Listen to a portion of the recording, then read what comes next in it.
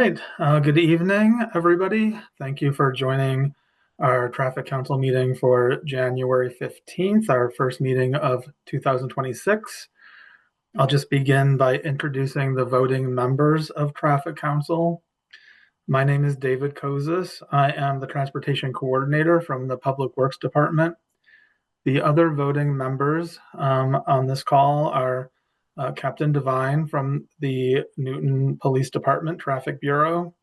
We have Ned Codd, our Director of Transportation for DPW, Mitch Fishman, who is our citizen representative, Councilor Lucas from Ward 2. We also have Margot Spiller, our backup citizen representative. As far as the city councilors that I see at the beginning of the meeting, we're joined by Councilor Roach from Ward 6, Councilor Baker from Ward 7, Councilor Silber from Ward 8. And I don't see any others at the beginning of the meeting. We are also joined by city staff. We have Jeff Nettleton, who is our new senior transportation engineer. We are so thrilled to have you here. This is your first evening meeting. And we also have Jeannie Fairley, our ADA coordinator, on the opposite end. This is your last Traffic Council meeting as a city staff. So thank you all for joining us. We're going to begin with our first item, which I'm going to introduce and then do a short presentation followed by public comment. All right.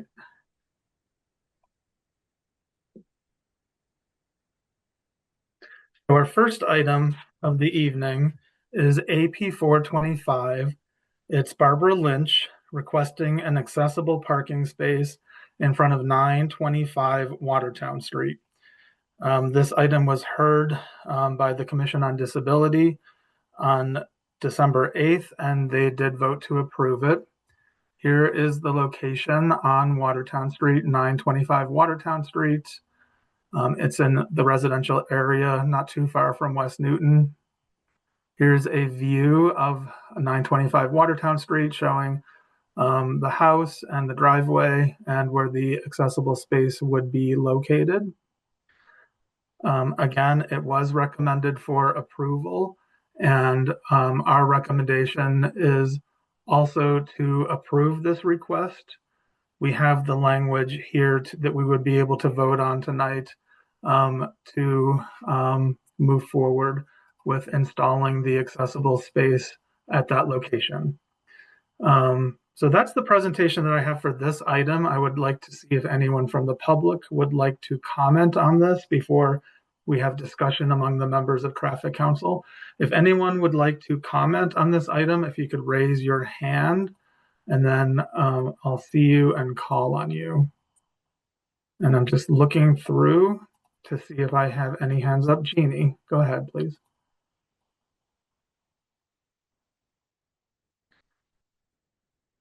And you, okay, there you go. David, can you hear me? Yeah, we can hear you. Okay, great, thanks. Yes, thank you, David and the Traffic Council. Barbara did appear, I think it's been a while and she may have lost track of the date for this meeting to appear as well. And yes, due to her disability, it's much better for her and easier and more accessible to leave from her front of her home out to the street, and her street is always parked up. And her driveway is a bit difficult approaching it, a small wall that she has to step down and up, and all of that is very difficult for her disability. So thank you very much for recommending approval. Thank you for that comment, Jeannie. Any other comments from the public? Okay, seeing none, are there any comments from the members of Traffic Council or any city councilor on the call? Seeing none. Oh, yeah, Councilor Lucas. Yeah, I was just gonna say this is perfectly fine with me. So this is my first meeting on Traffic Council, so I'm in favor of it. As your first meeting on Traffic Council, would you like to make a motion to approve? Yes, I would. I like to move to approve. Okay, so we have a motion to approve this item. This would be TPR 1028. And I always with Danielle to make sure I'm on the right number at the beginning of the meeting. That's correct, David. So this would be, we have a motion from Councilor Lucas to approve the accessible space. This would be for AP 425, and it would be TPR 1028, which is what we see on the screen on page 6, the new accessible space, the location of that space in front of 925 Watertown Street. We do have the 20-day appeals period, so we would need to wait until after February 4th. So after February 4th, assuming that there's no appeals, city staff would be able to go through the DigSafe process, make sure we could install the sign, and the sign should be installed at some point after February 4th. So we have a motion. Any last comments before we vote? Okay, Danielle, can you call the roll, please? Mr. Kosis, Aye. Mr. Nettleton, Oh, actually, I'm not sure. I think that Ned is going to be voting at this meeting. okay. Mhm. Okay, Aye. Mr. Cod, Aye. Counselor Lucas, Aye. Captain Devine, Aye. Mr. Fishman. Aye. Okay, that's approved 5-0. Okay, thank you very much. So we'll move right on to our next item then. Ned, did you have a comment? Yeah, I just wanted to say quickly, that Jeff Nettleton will be the kind of the engineering representative to Traffic Council as a regular thing in the future, but we discussed and decided that it would be good for him to kind of observe how these meetings operate for the first meeting or two, and I would continue to be the voting member, and he would be an observer. Right, for the first two meetings, Jeff would be the observer. And then moving forward, Ned would be able to be the backup for if I'm not able to attend a meeting or if Jeff would not be able to. So I think we have a good situation in place now. So thank you. Thank you, Ned. And I see that we are joined by Councilor Wright from Ward 3, and we are ready to move on to our second item of the evening, which is AP 525. This is Jeannie Fairley, ADA Coordinator, requesting an accessible parking space in front of 10 Langley Road in Newton Center. So again, a brief presentation followed by public comment. Here's the location of 10 Langley Road. Here's the building, which I believe it's an old church that now has different businesses. So this is right on the corner of Langley Road and Center Green. So we were investigating where it would make sense to add an accessible space. And so we noticed that the last parking space on Center Green, you can see that there's a single meter right. Hopefully you can see my cursor. There's a single meter right there that would be removed if we were to add an accessible space there. The other option would be the first space on Langley Road. That space has a double meter. So if we were to select that location, we would need to relocate all the parking meters along, moving, I guess, eastward along Langley Road. So this is what the double meter looks like on Langley Road, that we would, if we were to put in the accessible space here, we would need to relocate this meter so that it's not behind the parking space, and that bumps down other meters down Langley Road. So we're not recommending that location. We are recommending the location at the end of Center Green. So this is the meter that we are recommending to be removed. It's meter space number 1157. And so that is our recommendation, to remove that meter, the meter at the end of Center Green. And we have the language here that we would be able to vote on to change the official parking regulations and to be able to add an accessible space at that in that space. So that's the item we have for this. That's the presentation for this item. And I'm going to now call on the public. Any comments on this item or this recommendation? If you could raise your hand, please. Jeannie.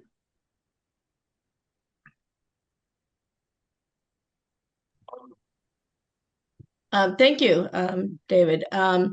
Yes, I had been requested by some members of the COD and people with disabilities. This particular building, and you know, they're all over the all over the city, medical offices, but this one does have quite a few medical offices. I've been there myself, and the closest accessible parking space that the city owns was over in the municipal parking lot, but it got moved over to be more accessible and a better access aisle, but away from Langley Road per se. So this is a wonderful option that David pointed out to me. I went over there to check it out. And I actually did mention that to the Commission on Disability on Monday night, and everyone was in favor of this location being just about the closest parking space without um, messing around with meters or too many meters. The other thing is it's a quieter street than Langley Road. They're both one-way streets, but it's a quieter one to be sort of getting out on the street side. You can also get out in front of your car if you park there accessibly with with a disability placard, and you can use the crosswalk and the especially the curb ramp to get up on the sidewalk. Not all of our accessible parking spaces in the city come so conveniently near a curb ramp to get up onto the sidewalk. So I do like this place, and the other one's just as good, but I think it's less disruptive and very close. So everyone agreed at this location for this location at the Commission on Disability meeting Monday night. Just wanted to let you know that. Okay, very good. Thank you, Jeannie. Any other comments on this? Mitch? Yeah, I'm in favor of this too. It just in your photograph, you have a a do not enter sign that seems to be right next to the car door. Is that just my long distance error? There is a do not enter sign there. Is your question if it's in the way? Yeah. Okay. Well, I mean, it's been a parking space all this time, right? So I don't think that there's any plan to move the do not enter sign, but if it does cause a problem, of course, we do have our traffic superintendent that would be able to relocate the sign if the need arises. Thank you. Councilor Lucas. Thank you. I agree with Mr. Fishman, excuse me. And you probably, or one could probably relocate that sign just to the other side of the Center Green roadway, to the left of that of that red circle. Just put it on the other side of the street, and you still accomplish the same thing if it's in the way. But I'm in favor of the accessible stall in that location. Okay. So again, Traffic Council is in charge of deciding whether or not the space will be an accessible space. And we usually leave it to our staff person who's been here, I don't know, maybe even 30 years to determine the exact location of all the different signs, if something needs to be relocated slightly, where the accessible sign itself is going to be positioned. So we would need to add a sign to designate that it is an accessible space anyway. We would leave that to our traffic superintendent, I think. Any other comments? Okay, seeing none. Would anyone like to make a motion to approve? I can go ahead and make that motion. I move to approve. Okay. Yeah, so Councilor Lucas has made a motion to approve the language of TPR 1029 to add the accessible space. As we discussed, this is the language that we would be voting on, and we do have the appeals period through February 4th. Any last comments? Danielle, can you call the roll, please? Mr. Kosis, Aye. Mr. Cod, Aye. Counselor Lucas, Aye. Captain Devine, Aye. and Mr. Fishman. Aye. Okay, that's approved 5-0, TPR 1029. Okay, thank you. And just like the last item, we'd need to wait till after February 4th to start the process of removing the meter and creating the accessible space. Our next item is AP 625. This is Jeannie Fairley, ADA Coordinator, requesting an accessible parking space in front of 839 Washington Street in Newtonville. This also was heard by the Commission on Disability and the previous one as well. And they also did vote unanimously to approve this request. This is the location that is being requested on Washington Street in front of the CVS. Here's a view of Washington Street with the CVS entrance, the access to the parking lot behind. There on the building, there is a sort of big blue P and the arrow indicating where the parking lot is located behind the building. I have a couple different photos of Washington Street. This is a view of the area closer to the bagel factory. And you can see the spaces right there. There's a fire hydrant and an area with no parking because of the fire hydrant. This is closer to CVS in front of Chipotle. You can see the spaces there. Actually, when I was right there, I noticed that there was a car that was parked in one of those spaces that was displaying a handicap placard. So any vehicle that is displaying a valid handicap placard could park in any metered space in Newton without paying the meter. That's just a FYI. Here's the spaces right in front of CVS. This is the front entrance to CVS. And then a couple different spaces. They all have double meters, so we should think about that as well. So these are the spaces behind there's a large parking lot behind CVS, and also one of the two entrances to CVS is from this parking lot. So I took this photo. It shows that there are 4 accessible spaces in that parking lot. One of them is actually only 60 feet from the CVS entrance. And all 4 of these spaces, they're actually great spaces. There's a access aisle in between them and an accessible ramp. And, usually available. I have been going by many times over the past couple of weeks. It's a pretty busy parking lot, but I've never seen all 4 of these spaces taken. Most of the time, either there's no vehicle in any of these 4 spaces, the times that I've been there, or maybe one vehicle in one of these 4 spaces. So these are available and accessible. So one option that I'd like the Traffic Council to consider is to deny this request, to not turn one of the metered spaces on Washington Street into an accessible space for that entrance, that CVS entrance.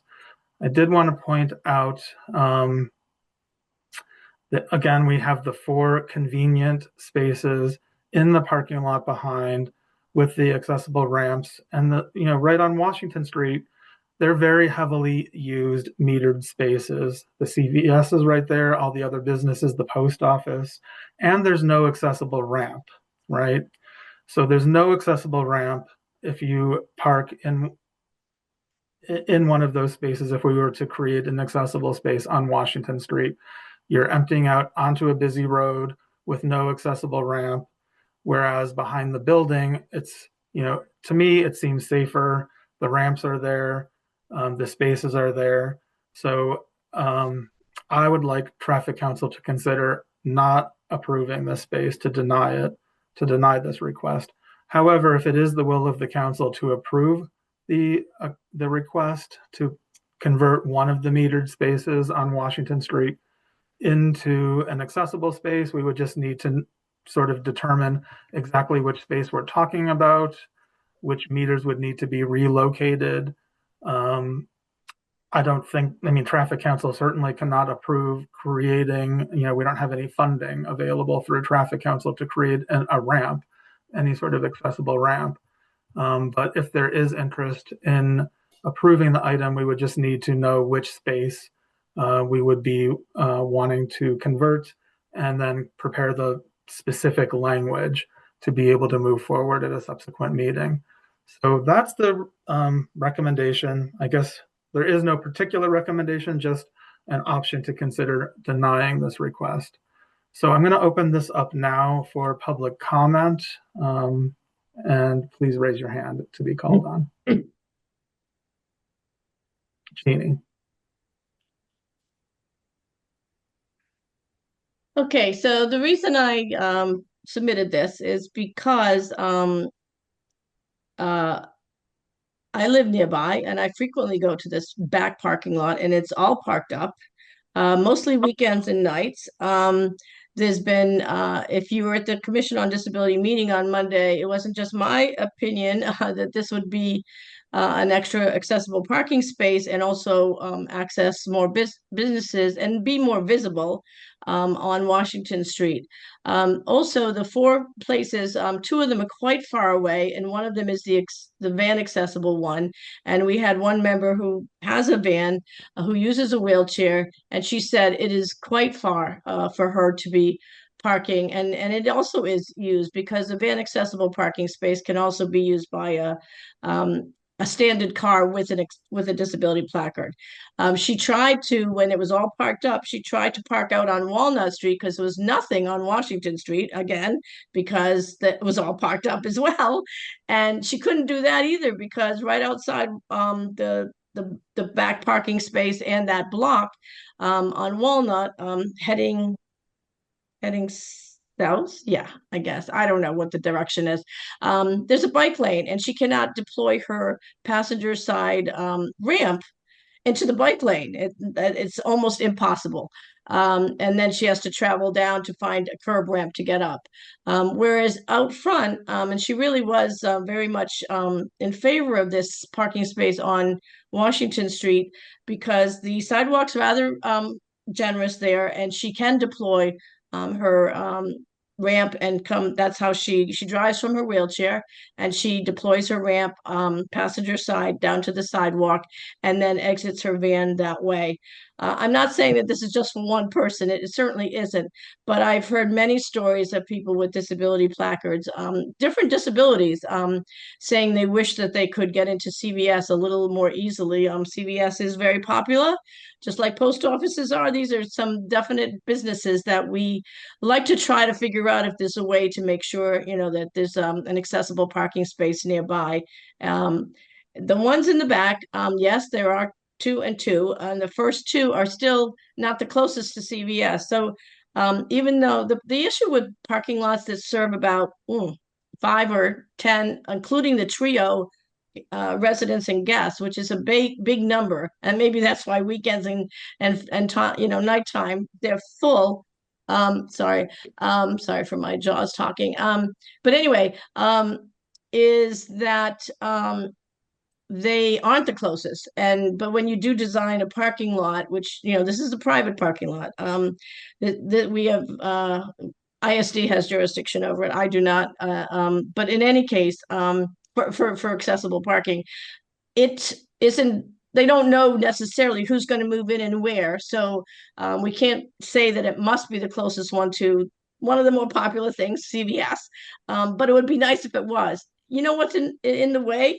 3 curb pickup parking spaces between the accessible parking space and CVS, and I think 2 or 3 businesses. Anyway, I just wanted you to know that it is a very even though there's some parking in the back, it is used by many businesses, Shoe Barn, you name it, Chipotle, et cetera, et cetera. So I would like to still see this one out on Washington Street. It's visible. Some people don't even know about the parking in the back, and they get very frustrated and not able to get into CVS. So, or maybe even the other bagel and other one. And it's 853 Washington Street. CVS says they're 839 Washington Street, but if you look at the door, it's 853. So I just wanted to make that correction as well. So I really hope that the Traffic Council will not deny this request. And we don't have a plethora of accessible parking spaces all over the city. We have judiciously some here and there in different villages. And so I was hoping that this would be approved. Thank you. Thank you, Jeannie. Other comments from the public?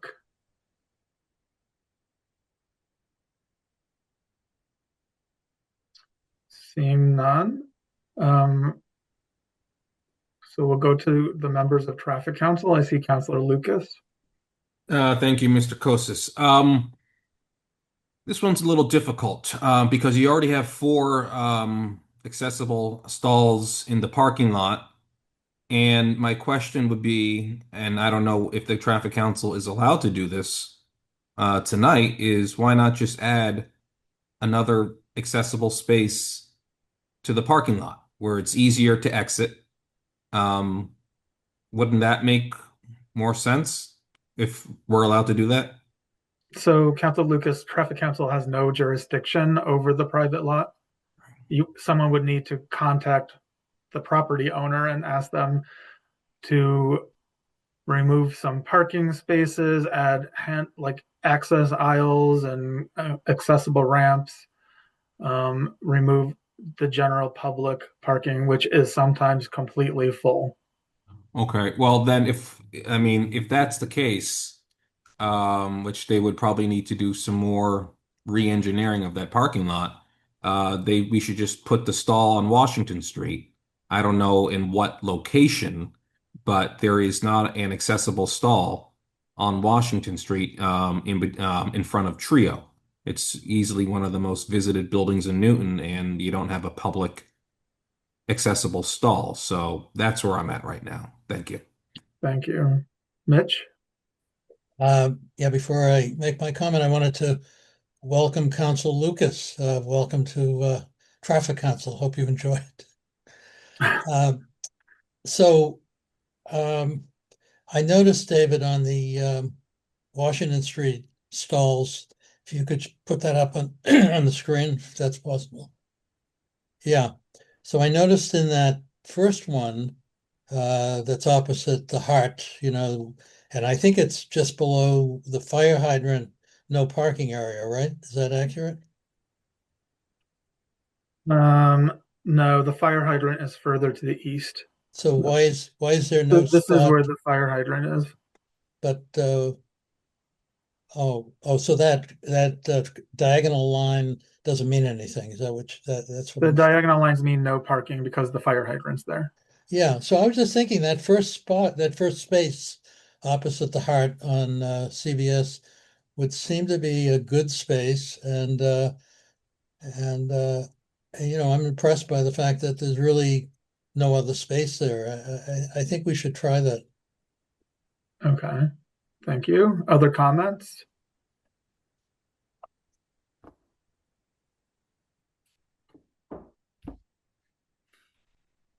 Are there any other comments from any members of Traffic Council or any city councilors on the call?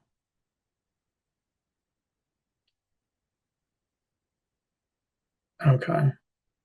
Would anyone like to make a motion? Or maybe, how should we do this? We don't have the language to be able to approve any of these spaces tonight. If there is interest in turning one of these spaces into an accessible space, we would need to determine which space it is and then create the language to be able to vote on at a subsequent meeting. If it's the closest spot to the CVS entrance, I believe this would be the middle space, because this is the entrance right here.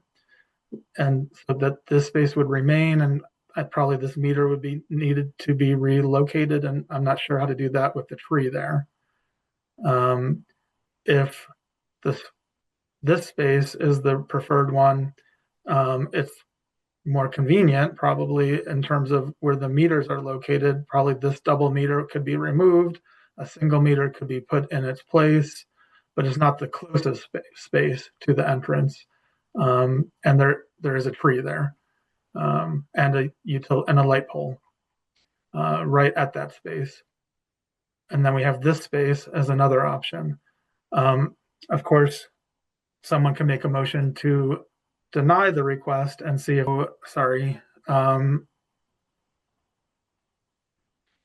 I think that maybe, so I would say that if this item were to be not approved, if it were to be denied, we do have the appeals process. I want to make sure everybody remembers that. If the vote was to deny this request, not to put the accessible space in, it could be appealed between tomorrow and February 4th. With that appeal, it would automatically be transferred to the Public Safety and Transportation Committee, and City Council would be able to make the final determination. I wonder if it makes sense for someone to make a motion to deny and see if that gets more than if that gets 3 or 4 or 5 votes. That's one option. Or someone can make a motion to hold the item, and you can admit Jeff Nettleton, or maybe I can admit him. Okay. So any comments? Mitch, go ahead, please. So I'm sort of leaning towards holding because I think that first spot is probably a good spot. So you are interested in holding it to create an accessible space in this spot right here. That's correct. Yeah. Okay. Any other comments?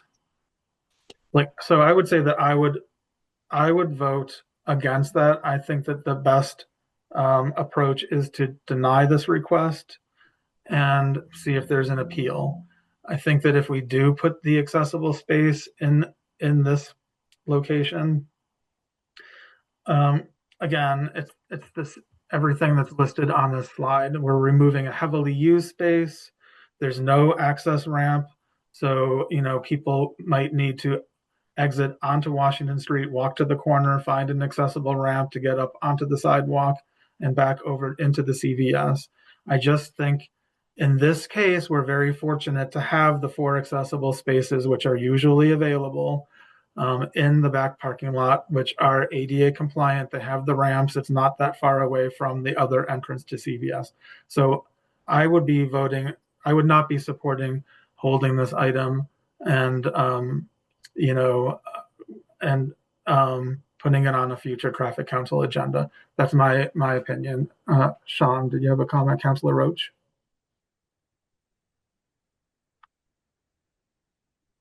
Or maybe that was a mistake? No, it wasn't a mistake, but I'm letting you finish, David, Mr. Coates. I'm done. Go ahead, Councilor Roach. Thank you. Has anybody, and I apologize if this got covered, I came in and out of the meeting for other reasons besides our special guest. Did anybody discuss talking to the folks at Trio about adding another space in the back, given that the net number of spaces would be the same, and they may have a preference for or they might be willing to accommodate another handicap space in the back parking lot? So we did briefly discuss that. That's not within the role of traffic council, of course. I don't know how that affects the special permit or if there's a certain number of spaces that are required. I don't know if they would be willing to do that.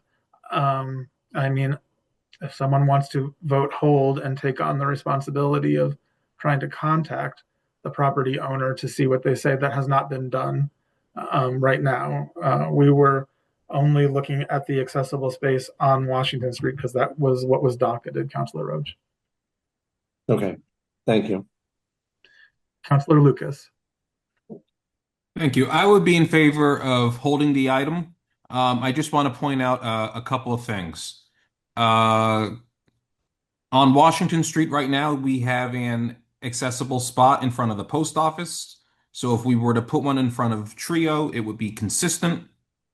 And I agree and disagree with Mr. Fishman. I would not put it in that first spot just because there is a tree and a light post there.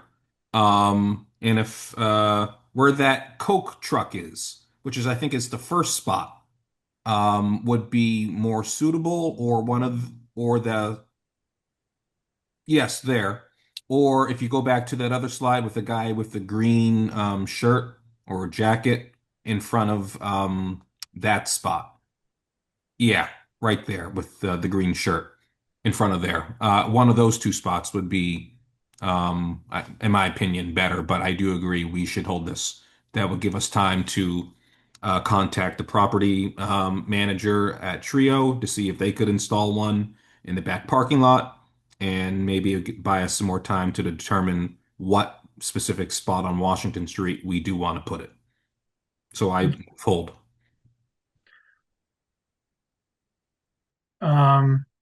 Jeannie, did you have a comment? Can you let Sandra Langley in, please? She's a commission member, and this was one of her one of the many that requested this. Sandra Langley. And I don't think she was at the beginning to hear me or to hear some of the comments that have already happened. So she has been admitted. Pardon me? Yes, thank you. Thank you for admitting her. Yeah, I just wanted to mention that, as you mentioned, David, it isn't my jurisdiction or yours or traffic council for involving Trio for another space. The best space, if they were going to do another space, would be closer down to CVS, since it seems very popular everywhere else. But yeah, so and who can appeal this? Just me, because I'm the one that submitted this, and do I need to get a whole bunch of signatures? How does that work? So if this was to be denied, and there was an interest in appealing it, it could be appealed by a group of 10 abutters or by any single city councilor. All right, thank you. Thank you. Jeff. Hi, good evening, everyone. This is my first one, so thanks for having me on. Want to bring up just a relatively, I think, important consideration. So while the ADA spaces are very important for our vulnerable users, I think it's important to consider the guidelines and the guidance that are out there from the Access Board, which is the governing body of ADA and PROAG. I'm not sure how many people, I assume most on this call, are familiar with PROAG, which is the access guide for public rights of way. They provide a lot of guidance and framework, and just kind of within that framework, the width of parallel parking in new designs, as well as for alterations, and this would be considered an alteration, taking an existing parking spot, parallel parking spot, and converting it into an ADA space. Just kind of as we're talking and discussing this, brought up the guidance, and in section 310.2.1, it talks about alterations and where, if we were to consider this, where that needs to be located, and that space would need to be located at the nearest crosswalk at the end of the block, or the nearest crosswalk in a mid-block location. So just something to consider if this were to get held. I don't know that any of the spaces that are being considered or favorable in this discussion would meet those guidelines. So just wanted to kind of bring that to everyone's attention. Thank you. So can I just clarify? The guidance would be, in this case, we would need to convert the space that is nearest to a crosswalk, even if it's all the way down on Walnut Street or all the way down at Lowell Avenue and not anywhere near CVS? Correct. They can otherwise, or we could do a different setup, but we would need to create those curb ramps and have a little bit more wider space. It would be a 24-foot long by 13-foot wide space with an access route connection built into that space. And then Right. that cannot also enter into the traveled way. So you'd be doing some significant alterations to meet those guidelines.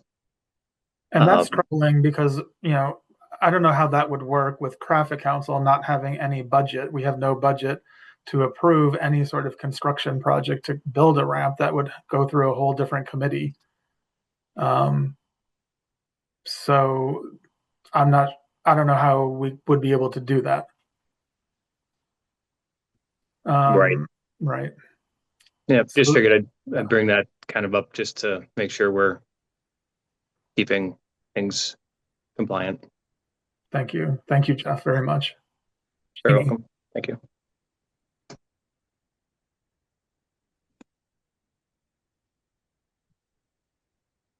One more time. Jeannie, did you have another comment? I did, with Jeff's comment.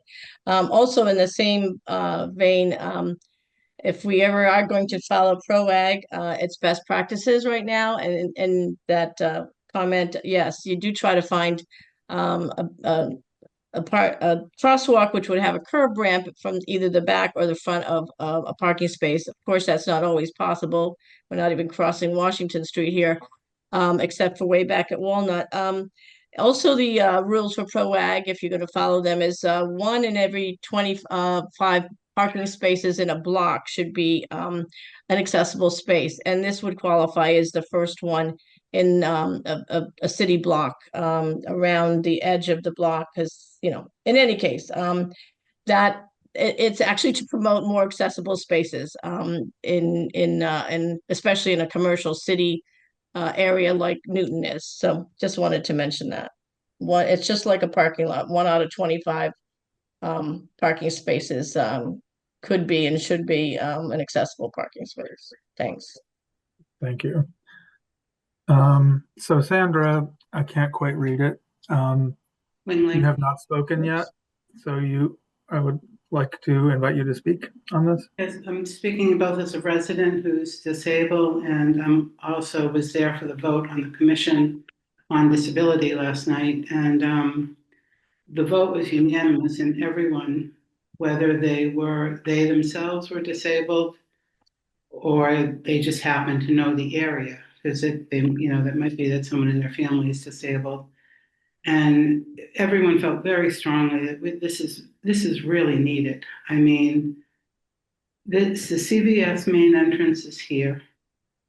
The inside parking lot is set up crazy with those spaces that have weird printing on the bottom that don't allow people to park there because it's for the manager, or it's very difficult for someone who's disabled to try to get around that inner parking lot. When I go to CVS, I'm going in the other door because that's the door that is the main door for the store. And I just, I think this is really needed. And everyone I've talked to thinks it's really needed, including the people at CVS. I mean, they said that people complain all the time to them. So I just hope you'll really consider this. It's really difficult for those of us who have to go there. Thank you. Thank you. Any other comments? We have one option to deny and see if it's appealed. We have one option to hold, but before we vote to hold, we would really need to know what we're holding it for. What exactly do we need to do? We need to figure out which space we're talking about. We need to figure out if we would be out of compliance or not, not consistent with our sort of guidance to be approving a space with no access ramp and not near a crosswalk. So I think that those are the two options. Councillor Lucas. Thank you. So again, I would like to move hold. That would buy us time, and I could contact the property management at Trio. I know the guy who is the manager there. I could contact him to see if they would be interested in installing another accessible stall in the back parking lot. And that would also buy time, and I would ask Mr. Nettleton, who's new to DPW, I presume, if he could summarize what he stated earlier and just put that into an email or a memo and send that to the members of the Traffic Council, just so that we have that in writing and we could take his advice at the next meeting if we do need to deny it, just because it's not feasible. So again, the motion is to hold. Okay. So we have a motion to hold. Are there any other comments? Okay. Danielle, can you call the roll, please? Mr. Kosis, No. Mr. Cod, Aye. Counselor Lucas, Aye. Captain Devine, No. and Mr. Fishman. Aye. Okay, that's 3-2. Mr. Kosis and Devine, Captain Devine opposed. Okay. So this item is held. I guess we'll just move on to the next meeting, to the next item. And we'll come back to this item at a future Traffic Council meeting. So our next item is TC 6325. This is Councilor Baker requesting to extend the current parking prohibition, except Sundays and holidays, on the north side of Suffolk Road from its current terminus further westerly to a point 10 feet west of the fire hydrant in front of number 47 Suffolk Road. So this is the location that we'll be talking about on Suffolk Road. Basically, this one block between Kingsbury and Hammond Street. Here's a view looking to the west. This is around number 37 Suffolk Road. And so the recommendation is to extend the area slightly. We have an area at the on the north side of Suffolk Road that is a no parking zone except for Sundays and holidays, and then becomes a 2-hour limit further to the west. The recommendation, because we do have parking on both sides, and sometimes it's hard to get through, is to move that no parking except Sundays and holidays a little bit further to the west. This is the specific language that we would be approving if Traffic Council did vote to approve this. Basically, this is the technical language. We would be, and I highlighted the relevant sections, we would be extending the no parking except for Sundays and holidays basically by 200 feet, 190 feet further to the west. That's the bottom line. So it's a small change.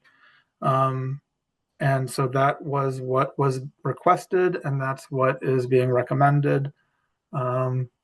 I think that's the whole presentation that I have for this item, but I'm going to open it up for public comment or for any city councilor to expand a little further on this.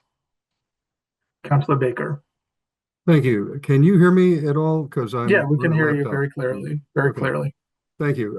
The genesis of this item, because we've been concerned about a number of people, and my neighbor Brett Catlin, and I should indicate I live on Suffolk Road farther down towards the conservation area, about the degree to which vehicles were getting stuck between cars parked on both sides, especially at the time the school drop-offs occurred. The Chestnut Hill School is not shown on the image, but is across Hammond Street, sort of up the Hammond Street towards the Church of the Redeemer.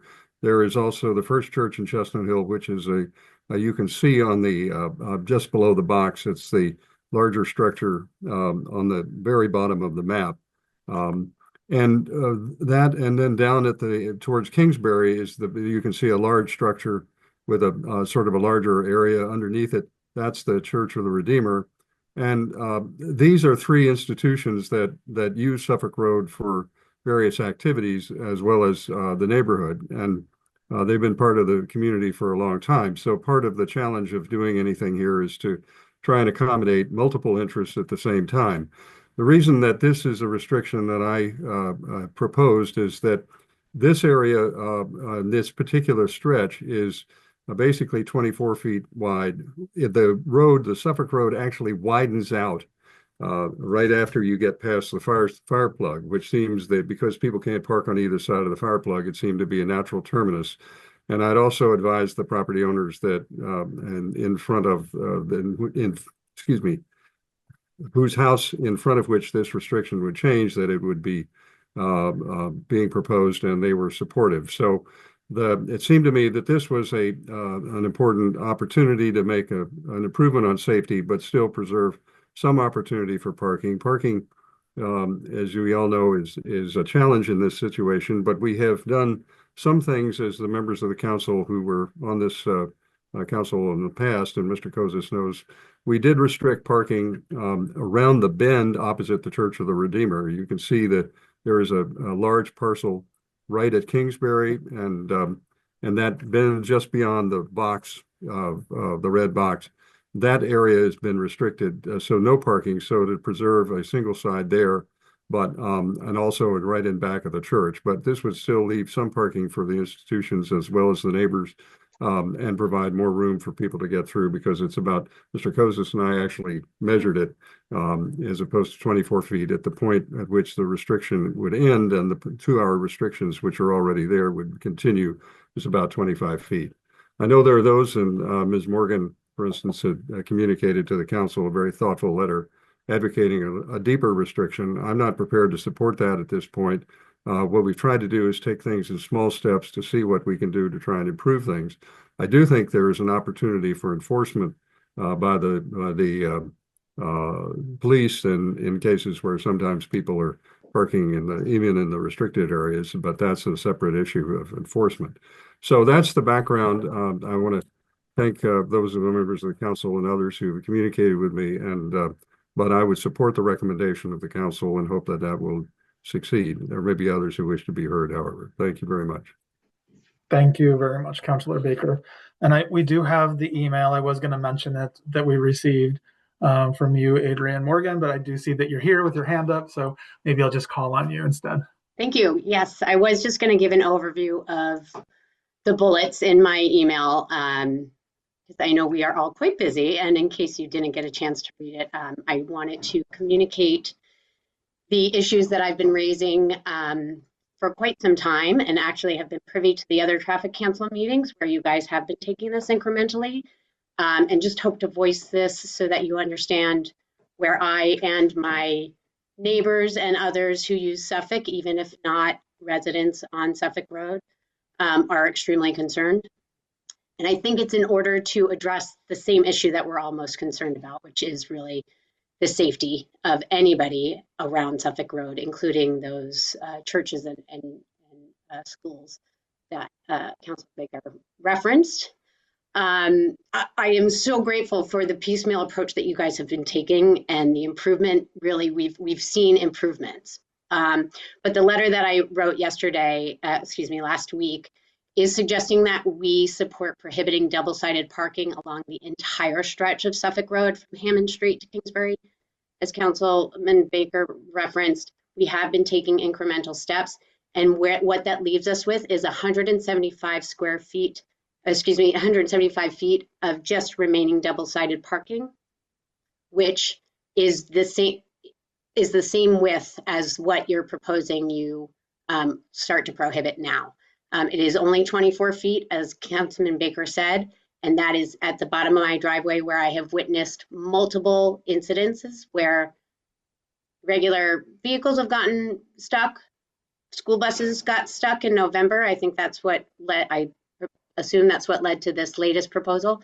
And a fire truck got stuck at the bottom of my driveway, where the double-sided parking will remain unless you guys consider a corridor-wide prohibition of the double parking. It's just frankly too narrow to safely accommodate parking on both sides and allow reliable passage for emergency vehicles or even routine traffic. From the research that I've done, standard roadway guidance commonly allows approximately 8 feet per parking lane and 10 feet for travel lanes, which if you do the math is 26 feet. And at the end of my driveway, which is still where you're proposing double-sided parking would be, it's only 24 feet. It is just as narrow as what you are proposing resolve now. And frankly, this is a residential street. The churches and the schools can find opportunity to find the parking spaces they need when ultimately this is just 175 feet more. There is no portion of Suffolk Road in this corridor that currently permits double-sided parking and meets the minimum width benchmarks. Just to reiterate, I've lived here for 7 years now and have personally witnessed multiple instances where vehicles, both everyday cars as well as emergency vehicles, could not pass. I have videos, I have pictures, and we have written to you guys and expressed this multiple times. It's not safe. And at this point, 47 Suffolk Road feels entirely arbitrary. The roadway width remains consistent, and in some areas is narrower the further west you get. It's really the same constraints, and if you drive this street every day, as 52 of us on a petition that we've circulated over the past week will agree, it is not safe and nobody feels comfortable driving down it. I wish you were all here tonight. There is an event at the school with double-sided parking, and it takes even your standard SUV a good solid several minutes to get to maneuver through. There is no way an emergency vehicle can get through, and I have the evidence via video. This shouldn't have happened once, let alone the multiple times that I've seen it over the past 7 years, and that you guys have brought to the table. My appeal is that 53 residents and 48 households also support, based on this petition we are circulating, that if the goal is to prevent emergency access failures, a clear corridor-wide prohibition on double-sided parking would be far more effective than piecemeal measures and reduce the risk of preventable emergencies with serious consequences. All I'm asking is for another 175 feet for you to consider. And I appreciate the council's attention to this in hopes of resolving it quickly and efficiently for the safety of this community. Thank you very much. I had one response. So the item that was this is clearly an incremental step. The language that was docketed is clearly an incremental step. You mentioned a petition that's being circulated among the different neighbors. So another option would be to docket a new traffic council item. Either, traffic council items could be docketed by either any city councilor or by groups of residents. So since you are already circulating a petition, another thing that you might want to consider is to docket a new traffic council petition among the residents. So the way that we would calculate the number of required signatures is based on the number of properties on that block. So if we count the number of properties on Suffolk Road between Kingsbury and Hammond Street, 2, 3, 4, 5, 6, 7, 8, 9, 10, 11, 12, 13. So you would need to have a traffic council petition with with one signature from 7 different addresses on that block. And that's how you would start a new traffic council petition. It could be written in a broader way so that everyone who's notified would understand that it's not a request for an incremental step, but a broader step. So that's one suggestion that you might want to consider. Okay, let's move on to anyone else who might wish to speak on this. Okay, so I see Mark Caggiano.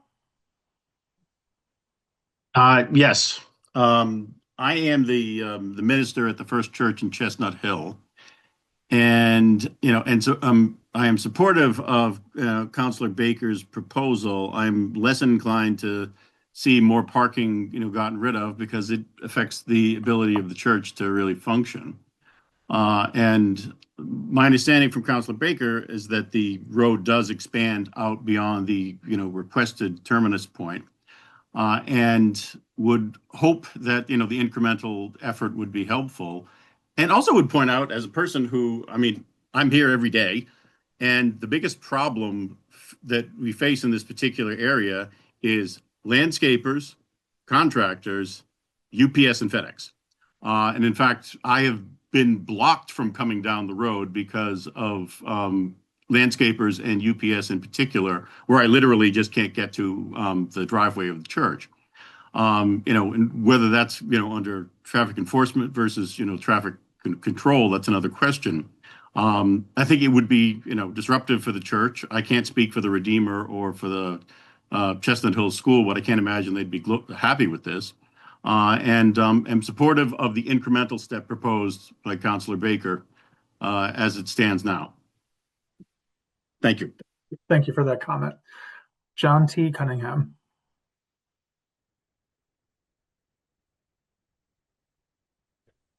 Good evening. Yeah, I don't live on Suffolk. I moved here about 5 years ago, and I travel Suffolk multiple times a day, every day. And it's just surprising to me, as just a neighborhood street, how dysfunctional it is. I can't believe that anybody with traffic planning savvy wouldn't appreciate how dangerous the street is. And I can't even imagine the logic that was applied to allow parking on two sides of a street that's not narrow enough to support it. And with all due respect to the people who it might cause some difficulty to, such as First Church, Church of the Redeemer, anybody else who wants to park in that neighborhood because they can, despite the 2-hour limit, it creates a dysfunctional and unsafe street. Mark's comment about the UPS trucks and the lawn crews are exacerbated by the fact they park on both sides of the street. I don't understand how that can't be appreciated and immediately draw a conclusion that it's unsafe. Because to allow a school bus that goes down that street, a fire truck, any city service truck would be easily obstructed by another vehicle. And it's just like the lottery. You don't know what you're going to get.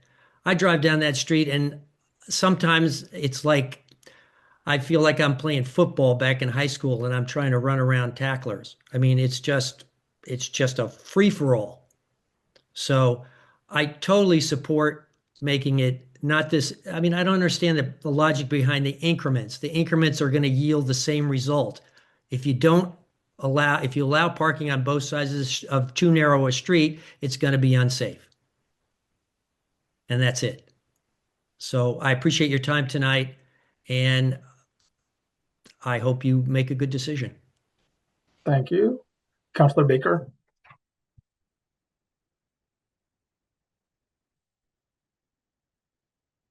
You have to unmute, Councilor Baker. Sorry. Okay, Can you hear go me ahead. now? I just Yeah, now we like can to hear let people who haven't spoken speak, and then I'll come Okay, back. If that's, so we'll come back to you later. just after someone who hasn't spoken yet. Okay, so Jen Dolans. Hi, thank you so much. I'm at 37 Suffolk Road, and I recognize that this incremental change helps me, but I'm going to echo Adrian's statements that I think it doesn't solve the problem, which is it's unsafe to have parking on both sides for the entire length of Suffolk Road. And I don't believe the type of vehicle is the problem. So I think the issue is really the double-sided parking, regardless of the vehicles. And I think if we're saying there's only 175 feet where double parking is allowed, what are we really fighting for? What is that, 6-8 parking spots versus emergency vehicles not being able to make their way through? I've had times where I couldn't even get to my own home. And it's the school buses, the emergency vehicles, it's cars. So I just second the other sentiments that all of Suffolk should be single-sided. And I think we should put safety ahead of around 6 or 7 parking spots. Thank you. Thank you. Sarah's iPhone. Hi, this is Sarah Sherman, and I live at 95 Suffolk, which is just after where Kingsbury comes in. I echo everything that my neighbors have said, Adrian, John, and Jen. The other piece of this, even with the incremental, and if you decided to go with the full single-sided parking for the 175 more feet, which I fully support. There is like this caveat about holidays and Sundays that it doesn't apply. Well, emergencies still happen on holidays and Sundays. And I have two young boys, and thankfully haven't had to have an ambulance come, but my father did. He slipped, and the fire truck couldn't get through, and luckily the ambulance came the other way down Kingsbury and was able to get through. So and that was on a Sunday. So the whole Sunday and holiday thing doesn't really make sense if we're talking about safety and the fact that the street in that one section is below the recommendation. And I don't even know if there's a code for that, but it's below the recommendation for a reason, because it's unsafe. Thank you. Thank you very much for that. Rebecca Power. Thank you so much. So sticking on the safety conversation, I don't think we've talked about just having cars parked on both sides, and especially with so many children with the school and the church has a lot of programs. It's nearly impossible to see children when there's double-sided parking. If one of them darts out behind a car, you just can't see anyone, children and pedestrians. So once again, just on that safety front, just another reason that I think it's just too unsafe. And I live on Old Orchard Road. And like John, I also travel down Suffolk many times a day, 3 to 4 times a day. Thank you. Very good. Thank you very much. Thank you all. Councilor Baker. So thank you, and thank you, those who residents have spoken. I just want to indicate that this is as I said, I docketed something that would respond to the tightness at that particular location and try and maintain as much of the opportunity for the not only the residences but the institutions. And for precedent, the Traffic Council has tried to do that in other contexts, for example, over in Ward Street where the temple is operating. Not that we have to do that the same, but it is a precedent that the council has honored. And I've lived in this neighborhood since 1976, so I think I've had a fair amount of experience with driving down Suffolk Road, but we also have alternative access through Kingsbury and other places. So it's not like this is the only access point. So I'm trying to respond to the point where I think the road is the narrowest and there needs to be a response, and then see where we go from there. But that's been our process. We did restrict it, as I pointed out, on the south side earlier, and trying to make sure that we around the bend at opposite Kingsbury.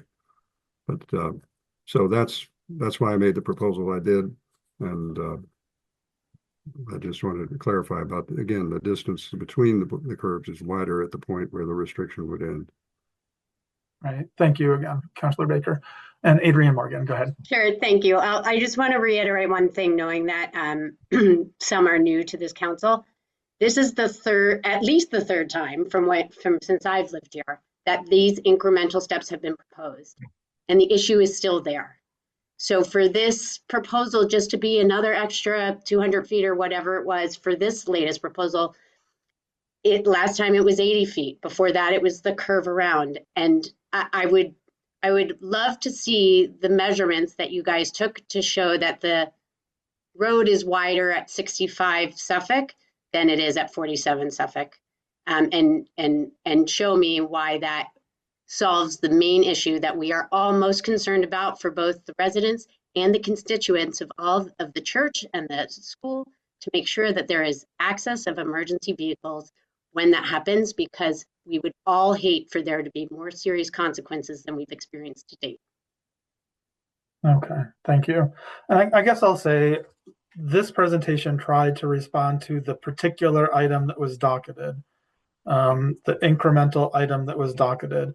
And as I was mentioning before, if there's a broader item that is docketed by a group of residents, you might want to be more specific in terms of exactly what's being requested, what days of the week. Is it at all times, all days of week request on the north side or on the south side? So we do try to respond to exactly what's docketed and tailor the presentation to the docketed item. So that's why this presentation responded to this docketed item. And where could I see the docketed, I don't know if it's a request or submission? It's on the agenda.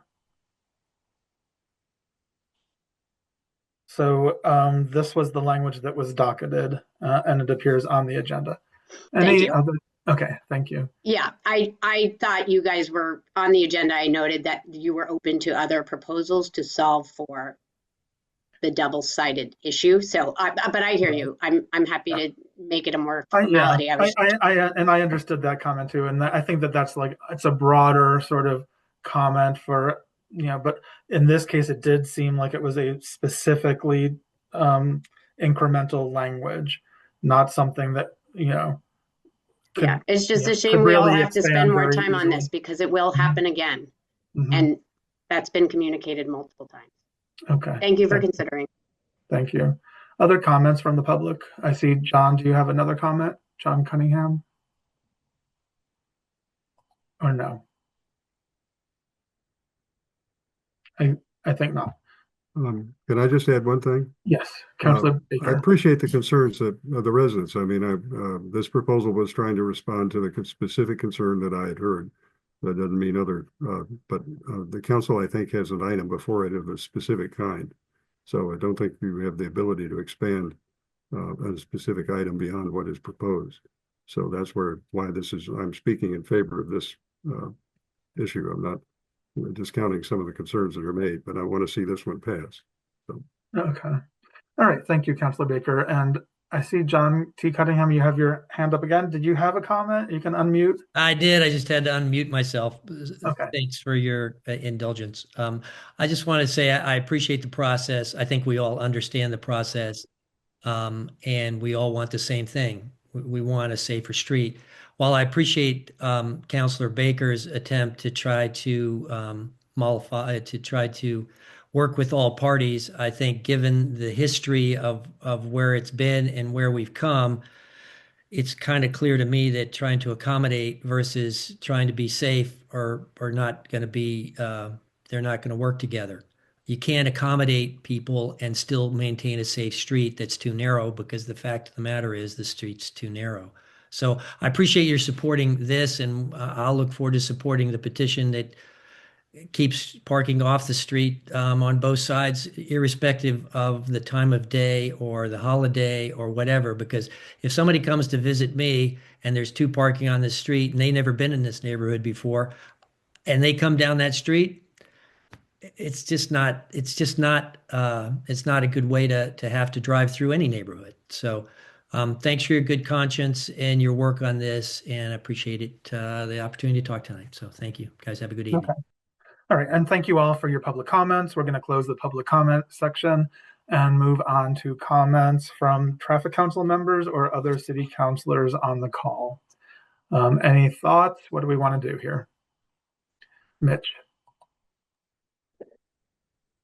Thank you, David.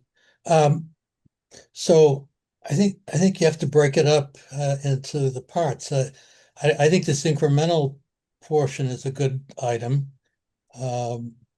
Does it go far enough? Maybe yes, maybe no. And I think the Ms. Morgan and others who perhaps have signed the petition or are expecting to do it, I think that's probably good homework. You know, we've had this kind of situation before, and I think as Councilor Baker indicated about other institutions, the more recent one I remember was Temple Emmanuel on Ward Street, double parking on both sides during the holidays. It was, it's an issue with Emmanuel, every weekend, but on the holidays it was a particular one.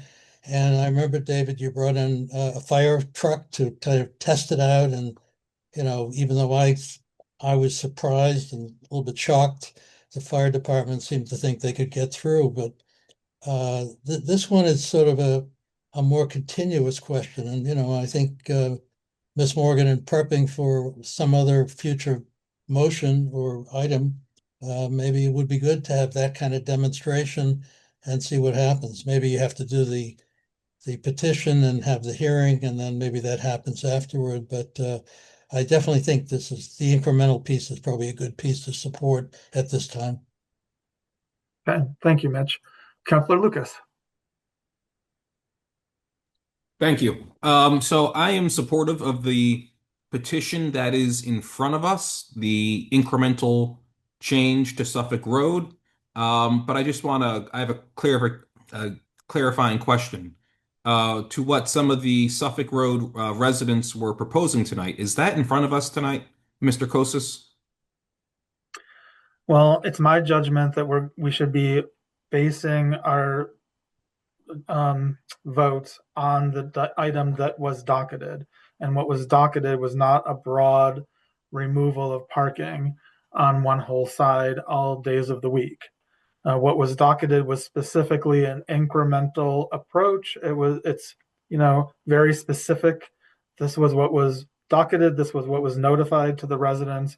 And so I think that it doesn't make sense to me that we could broaden the vote based on what was docketed and what's before us. Okay, all so right. That's why I was mentioning docketing another separate item that would come to Traffic Council that's clearly broader. Yeah, and I encourage those folks to submit a petition that is broader, that covers all of Suffolk Road. But for tonight, it is just this area in this red box and what's on the agenda, and I am supportive of that.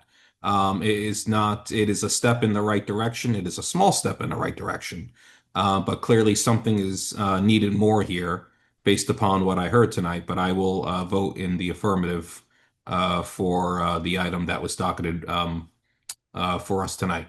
Thank you. Thank you, Councilor Lucas. Ned. Yes, I just wanted to clarify if we take action on this this docketed proposal, for Traffic Council items, there is a 1-year moratorium on sort of reconsidering other regulations covering the same area. And David, you're more familiar with how that works than I am. Could you explain how that would apply to, say, a proposal to institute a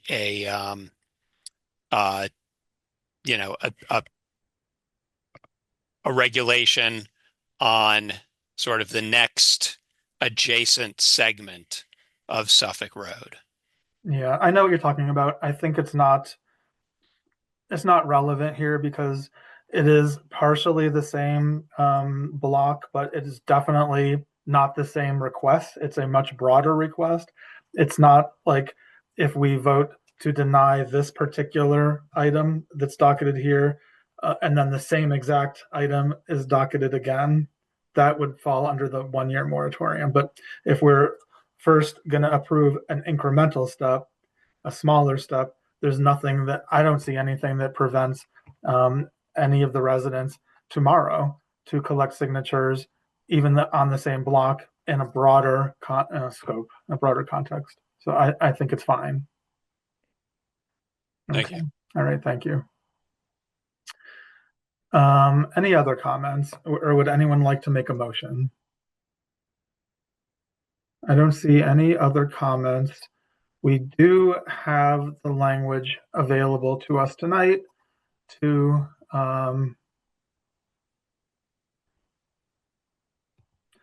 to vote on this incremental step. This would be TPR 1030. And Councilor Baker, did you have another comment? Just that when if this is approved by the council, I hope that the Public Works and Mr. Codd and the Transportation will try and make the signs as clear as possible so people understand where the restrictions are and what they are. Yeah, that's why I have this slide. This is the recommendation. I think this is what we would be seeing. So let me go back. This particular sign that's there would be removed, and a new pole would be positioned at this location. This would be the ending point of the no parking except Sunday and holidays, and the beginning of the 2-hour zone. This is 10 feet away from the hydrant as is requested in the docket language. Okay, thank you. So I'll go ahead and make the motion to approve this item. This is TPR 1030 to modify slightly our official regulations as shown on slide 25 and 26 to create this scenario with this sign as shown on slide 24. Are there any comments before we call the roll? And again, another item could be docketed immediately to continue this discussion and move on to the next phase, or maybe more, a broader approach that we often take on other streets across the city. Okay, seeing none, Danielle, can you call the roll? Mr. Kosis. Aye. Mr. Codd. Aye. Councilor Lucas. Aye. Captain Devine. Aye. Mr. Fishman. Aye. Okay, that's approved 5-0, TPR 1030. Thank you. We would just need to wait until after February 4th, and then you would probably see something very similar to what you see on this slide. Okay, now we're going to move on to our next item, which is TC 8325. Councilor Danberg requesting to extend the 2-hour parking limit 7 a.m. to 6 p.m. on the north side of Homer Street from where it currently ends at Grafton Street, further west around the curve to the end of Cedar Street. Okay, so the presentation for this item, here's Homer Street. This is the section of Homer Street that we'll be talking about between Grafton Street and Cedar Street. The request is to extend the 2-hour limit to the area, the north side of the area shown in this red rectangle. Here's a view. This is looking down towards Cedar Street. We see a sign right here in this photo that says live parking only. That is incorrect. That is not consistent with our official parking regulations. That sign would be removed. Whether or not we approve this item, and if we do approve it, it would be replaced with a sign that is a 2-hour limit, which would extend all the way over to Cedar Street, where a sign would be added probably on this utility pole, indicating the end of the extended 2-hour limit zone on the north side. I don't believe that former Councilor Danberg is on the call today. She did docket this out of concern for vehicle throughput, I think, and parking on both sides of this section of Homer Street. Parking is allowed on the south side, and I believe that her thought was by removing parking on the north side, or at least not removing it, but making it, by restricting it to 2 hours, it would be easier in terms of sight lines and driving through, and still parking would be available on the other side. So that's the request. We have the language again to be able to vote on this item tonight, but I'll open it up for any public comments on this item. Nathaniel Ornstein. Hi, good evening. I live at 75 Homer Street, which is within the zone. If you go back one slide, at the corner of forward one from here. It's that White House in the corner, actually, and I would support rejecting this proposal, or putting in place a less restrictive measure. First of all, what is the status quo? If you look in front of 75 Homer Street, multiple cars do fit between the white line and the curb, so on the shoulder.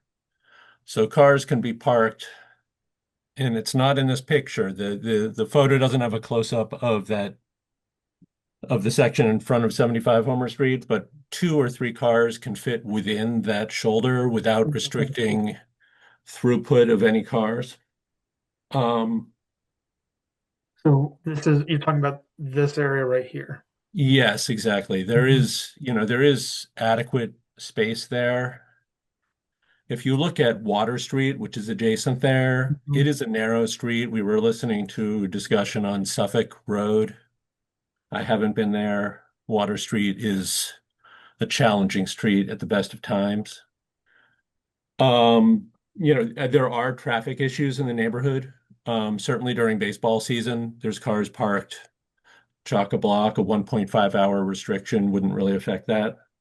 Those cars, I suppose, block driveways, but that's not what we're here for. I'm not complaining. I would say generally there's no shortage of parking, though I would caution against removing that live parking sign. That is a narrow stretch of the road. There's a lot of pedestrian traffic there. I understand that sign may not be compliant with the current regs or the prior approvals, but that is a dangerous stretch. There is an issue. There is a public safety issue, and I know that there's a representative from the police department on the committee, and I think there is an issue. Cars drive fast during that stretch. There is a dangerous turn. There's been multiple accidents there in the time that I've lived there. There was one, I think, just a couple weeks ago, and at the time that it happened, my daughter was walking home from the bus. I have mixed feelings. I don't like seeing an accident, but I was glad it was the car that got hit that was parked on the side of the road. Anyway, I urge the committee to reject it as the proposal currently is. I think it is too restrictive on the neighbors. I think it could be redrafted in a way that perhaps addressed public safety considerations if there are any by the police department or fire department. I can certainly understand that. I would urge retaining that live parking only in that stretch. I do think that to allow parking there for 2 hours is more parking than is currently observed, and I think that would be dangerous. Thank you for your time. Thank you, and thank you for that comment. And I guess I would point out that on the previous discussion of Suffolk Road, that road is 24 feet wide, I believe, and this road, Homer Street, is wider. It is 33 feet wide. Again, on both Suffolk Road and Homer Street, parking is allowed on both sides. This is a wider street, so I just wanted to point that out. Any other comments from the public? Okay, seeing none. We did not get any emails on this item. We got one public comment from a resident and a butter. Any thoughts from traffic council members or city councilors? Councilor Lucas. Thank you. Just wondering, I must have missed it in the presentation. Is parking allowed there now, even if we take away that live parking sign that's not supposed to be there? Parking is allowed officially on the books on both sides. There is no live parking regulation on the books. Parking currently is allowed on both sides. This item was docketed to restrict parking to 2 hours on one side and leave unrestricted on the other side. So the side on the right, if we vote yes, would be 2-hour parking, which would be a change. Yes. Because right now it's unlimited. Right. and the left side of the roadway would remain the same as an unlimited parking, right? Yes, that's my understanding. Yes, it is. Okay, so I mean, it would have been nice if we heard from, I mean, no disrespect to Mr. Orenstein, but I would have loved to have heard from more residents of this area to get their take on this.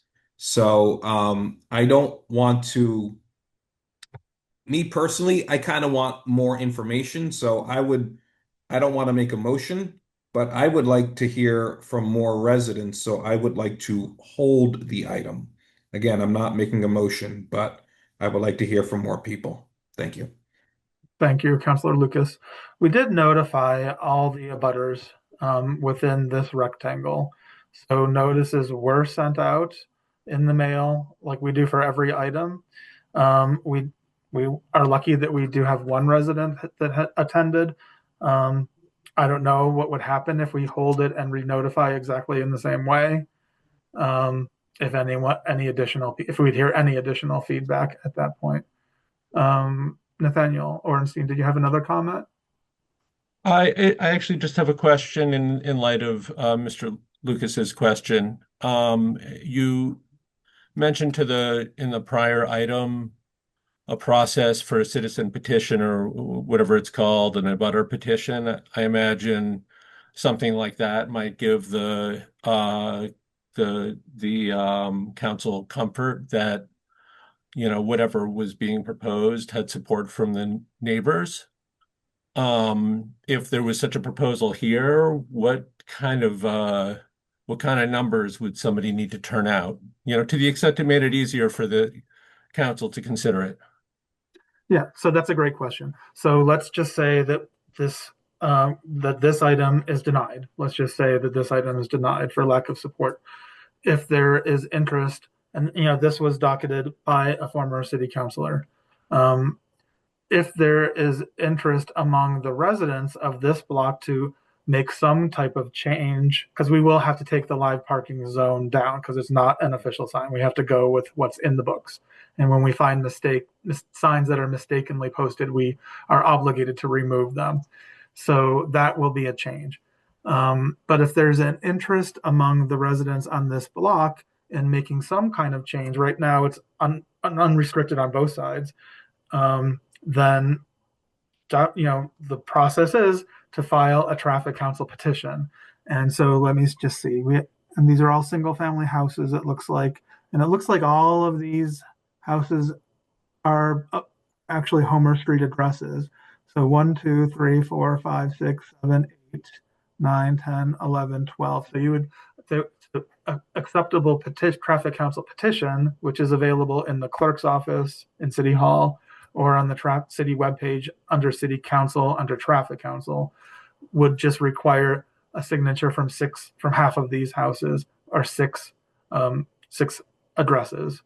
And then, you know, whatever the residents, you know, often it's better if the residents meet, discuss it, have consensus, and come sort of unified in terms of what they want to change or what they don't want to change. It usually goes better, in my experience, with, you know, going that route.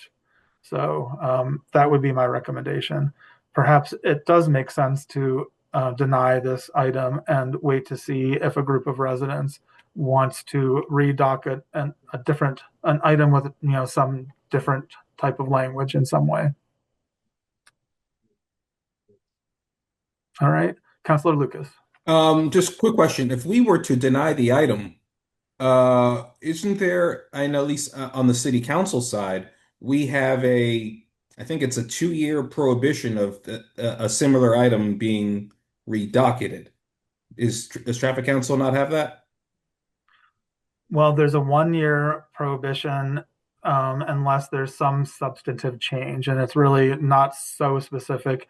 I think that if one item is docketed by a city councilor, to have a 2-hour limit, and then a different item is docketed, even if it's on the same block, you know, by a group of residents that is different in some way, that's a substantive difference, and I think it can continue. I understand. Okay. I think that the whole idea of that prohibition is that somebody doesn't docket an item that, let's say, gets denied and then immediately redockets exactly the same thing. That's what we don't want to see. Mitch. Yeah, I'm sort of torn on this one. I mean, I think it's definitely not an approval. Holding it for the group in the neighborhood to perhaps bring out something else maybe is the way to do it. And I guess if they don't want to bring something out for whatever reason, then maybe after holding it, we have a recommendation to deny it. But the fact that you don't have people showing up, and it's just not clear what the purpose of a 2-hour prohibition is. I think if you have baseball games across the street, people are going to park on both sides, whether you have 2 hours or not. And if, as was indicated in the testimony by Mr. Ornstein, it's a pretty dangerous location, you don't really want to encourage cars to park there most of the time, outside of baseball games when you're not able to control that. So doing nothing maybe is preferable, but I'm willing to wait to see if there's anything better that could come of it, and maybe holding it is the best way. Okay, thank you. I guess I would say it's not so clear to me exactly why this item was docketed. I would point out that it's typically in, many streets in Newton are 24 feet wide, right? We saw that in Islington. That was a recent item that came to traffic council and was appealed to city council. So, when there's a street that's 24 feet wide, I think that that's the point, and it's the same on Suffolk Road, that, you begin to think, oh, maybe we should be restricting parking on one side, but allowing it on the other side. If it's if it's narrower than 24 feet, it's even more clear that a road isn't really wide enough to allow parking on both sides. This street is 33 feet wide, so it's much wider than 24 feet. It's wider than the typical street in Newton. So, there are advantages to having parking on both sides. It slows traffic down, right? If there's cars that are parked, traffic, would move more slowly. I think if parking was removed on a 33-foot wide street, there's less that would slow the traffic down. So I think, honestly, now that, talking about it some more, I think that my inclination would be to deny this item. We have many items that are waiting in the queue to be heard. So, holding an item, just pushes back other items that are in the queue waiting to be heard. If there's a strong reason to hold this item, we should consider that. But another approach, again, would be just deny this item and see what gets docketed next. So, Ned, what do you think? I wasn't actually going to speak specifically to the docketed item. I was just going to note that yes, the Homer Street is significantly wider than, for example, Suffolk Road or many other roads. I would also note, however, that it also carries significantly higher traffic volume. Right. True. Councilor Lucas. Thank you. Because we have not heard from Councilor Danberg or any resident who lives on Homer Street, I move to deny. Okay. All right. So we have a motion to deny this item. Are there any other comments before we call the roll? Okay.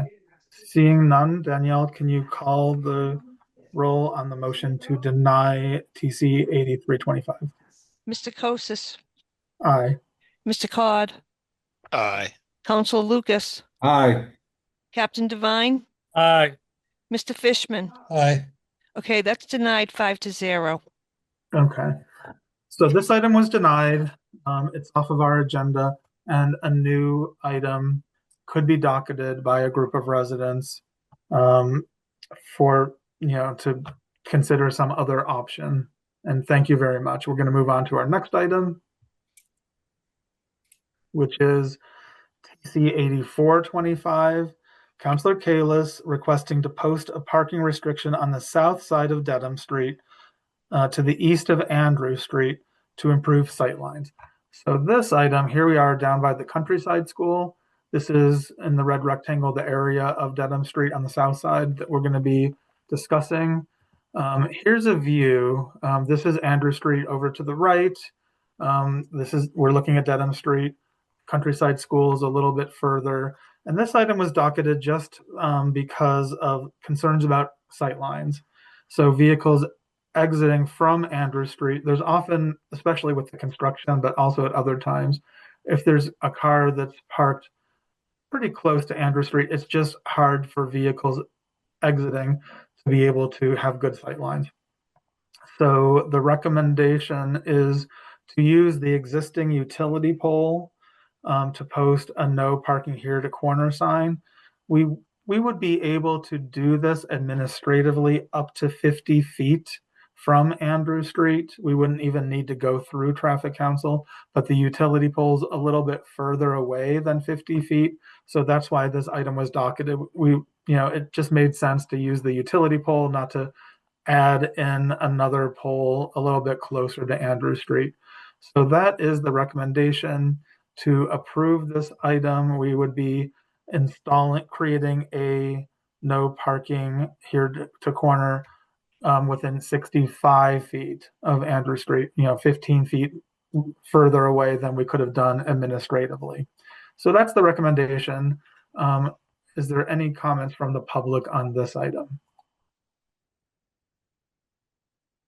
All right. I don't see any. Is there any comments from city council or traffic council members? Okay, so I will make the motion then to approve the language. This would be TPR 1031, right? Yes. This would be now TPR 1031 to add this no parking here to corner sign as shown on slide 36. Any last comments? Danielle, can you call the roll, please? Mr. Kosis, Aye. Mr. Cod, Aye. Councilor Lucas, Aye. Captain Devine. He Aye. says yes. Mr. Fishman. Aye. Okay, that's approved 5-0 TPR 1031. Okay, and we just need to wait our 20 days. We wouldn't have to go through the dig-safe process because we'll be using this existing utility pole. And so that should be installed sometime after February 4th. And our last item tonight is TC 5325. It's Ashley Remus, 15 Williston Road, requesting a stop sign at the T intersection of Layton Road and Williston Road. So here's the location in Auburndale, where Williston Road and Layton Road create a T intersection. Here's a view. This is Layton Road eastbound coming up to Williston Road. So it's really an issue of who has the right of way here at this merge. This is really kind of like a T intersection, which we hear requests almost every traffic council meeting for adding a stop sign at an intersection kind of like this one. And it's not too far away from a school. We don't really have guidance for when we should be approving a stop sign at an intersection like this. There's no warrants in the Manual for Uniform Traffic Control Devices that we look at. It is an implied stop. You're supposed to be stopping at Layton Road. When these items come to Traffic Council, we do tend to approve them. We do think that there's a safety benefit. It clarifies who has the right of way, who is supposed to stop here. And so we do tend to approve them. And that is the recommendation here as well. Our recommendation is to approve this request for a stop sign in this approach, right? So it would look like this. We would have a stop sign, maybe not on the street sign, but the vote the traffic council would take would be to approve the stop sign at this location in this one direction. And so that is our recommendation. We do have many emails came in supporting the stop sign. At least 10 came in. I think some additional ones came in later in the day today. So I did not see any that were opposed to adding the stop sign at this location. And so that is my recommendation. And we'll open it up for any sort of public comment on this item. Ashley Remus. Hi, you can hear me? Yes, we can. Great. Yeah, I'm the one who made the petition. I am at 15 Williston Road, just a few steps from this intersection. And as you noted, it's a Y intersection. And like you said, it's not very obvious who should stop and who should not. One of the reasons it's concerning to myself and a lot of our neighbors is that intersection is just 500 feet away from the back entrance of Williams School, where walkers from our part of the neighborhood go into the school. Many kids ride bikes, are on scooters. The older kids are alone and don't have an adult to say, hey, stop, check, look left and right. And there's been many near misses. Many neighbors have noted with their children and cars coming through. We have a lot of cut through traffic for trucks, delivery vehicles who might not be aware of that's actually a T-stop. When you're driving down the road, it looks like the end of Layton is supposed to go into Williston. It looks like one road. It's not obvious whatsoever that it is actually two separate roads. So that is why we are requesting it. I have not talked to one person in our neighborhood who would oppose it. Many new families who lived here and people who've been here for 20 plus years all seem to be in favor of this. So thank you for the consideration, and I'm glad to hear that you are initially in agreement with this. So thank you for your time. Okay, thank you very much. And I think this map expresses your comment graphically. So here's the Williams School right here on Hancock Street. And so it's pretty close to this location. And I think that you're saying, Ms. Remus, that like students and pedestrians are walking up in this direction, and people want to make sure that the cars coming down Layton Road stop and don't just continue through into where the pedestrians are trying to cross or walk. Yes, So, exactly. right. Any other comments from the public on this? I have a neighbor, Kate Fisher. She said she's trying to log on right now and hasn't been let in. So I'm sure you're still screening people. But she said Okay, she just joined. Okay, and then Abby Glovsky's also on, also another neighbor. She's saying for some reason her hand can't be raised. Okay. Abby Glovsky, she's in. Yeah, Yeah. she said for Okay, some so reason we she's not letting her. unmuted her. So just We let did me. Hi, can you hear me? Yes. Oh, hi. I'm sorry. I unmuted Abigail Golofsky. Is that Yes, is this that who's is speaking? yeah, Okay, this is go ahead. Abigail Glovsky. Hi, how are you? Yes. Thank you. Sorry, I was having some issues with my phone. Yeah. I'm at 338 Central Street in Auburndale on the corner of Central and Layton. And I strongly support putting a stop sign at Layton and Williston. As someone who walks my daughter to Williams every day, cars speed through that intersection at very high speeds. And I see all the children walking to Williams or to the bus stop for Brown. And I think that a stop sign there might deter some of the speed and definitely help with the kids that are rounding the corner from Williston. It is a blind corner. You can't really see very much as to what's coming.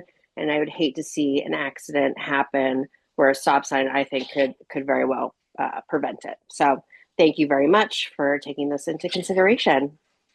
Ben, thank you very much for that comment. And I think we have one more comment from Kate Fisher. Great. Thank you so much for considering this proposal. I echo Abby's sentiments. I have two young children. We walk to school every day. Cars go really fast. They don't tend to stop at this intersection. Our neighborhood does not have continuous sidewalks throughout it. So we are walking on the road, trying to stay on the side, but because of the way that the road curves, there's not clear line of sight. So I think that this stop sign would really help families like ours and other pedestrians and cars to keep everyone safe. Thank you for considering. Thank you very much. Any last comments? All right, any comments from council members or city councilors? Mitch? So just so I understand, so people coming down Layton, perhaps if they're new to the area, they zip around the curve towards Hancock Street. Is that what's going on? That is true. That's true. And pedestrians, kids are on the street. It sounds, I mean, I'm in favor of this, but it also sounds like there might be some other safety issues. But this, you know, as we did in the last one, this is a good incremental start. Mm-hmm. And this was what was docketed for us to consider. Right. Councilor Roach. Thank you. So this map is almost exactly like the map of my street, Daniel Street, which merges onto Jackson Street in Newton Center with a similar Y-looking intersection. Yes, And it does indeed. I see that That's it. exactly. And we have a stop sign at the end of the street, so I could hardly begrudge the petitioners a stop sign at the end of their street. I will tell you that the stop sign is not a silver bullet. I will tell you that people will routinely go through this stop sign, and the risk of a stop sign is that people think motorists are going to stop and they don't. So I cannot tell you the number of people, police doing details, construction workers who have said, I cannot believe the number of people who drive through the stop sign. So I also agree with Mr. Fishman that this requires more. It requires more of a physical redesign, and that's certainly something the neighborhood should think about. But please be mindful that this is not going to create 100% safe intersection. Thank you. Yes, true. Please continue to be vigilant. Councilor Lucas. Thank you. Yeah, I'm also in favor of the petition. I think we received many emails, all but one were in favor of the stop sign. So I think it's warranted in this particular location. I haven't been in this neighborhood in like 5 or 6 years, but it's certainly needed if the residents who live closest feel as though, again, it is warranted. So I will make the motion to approve. Thank you. Very good. Or Thank to you. adopt or whatever. Yeah. Thank you so much, Councilor Lucas. So we have a motion made by Councilor Lucas to approve the stop sign as shown. And we have the language to be able to vote on as shown on slide 44. This would be TPR 1032. Are there any last comments? Seeing none, Danielle, can you please call the roll on this? Mr. Kosis. Aye. Mr. Cod. Aye. Councilor Lucas. Aye. Captain Devine. Aye. Mr. Fishman. Aye. Okay, that's approved 5-0 TPR 1032. Okay, and just like all the other items, we have our 20-day appeals period. So you will see no change until after February 4th. I don't expect that this item would be appealed. Assuming it's not sometime after February 4th, we'll go through the DigSafe process, and then you'll see the new stop sign posted. So that concludes our business. Thank you all. I'm sorry again about the Zoom bombing earlier, but we did make it through the meeting. And so we're at the end of the meeting. Thank you all very much. Have a good night.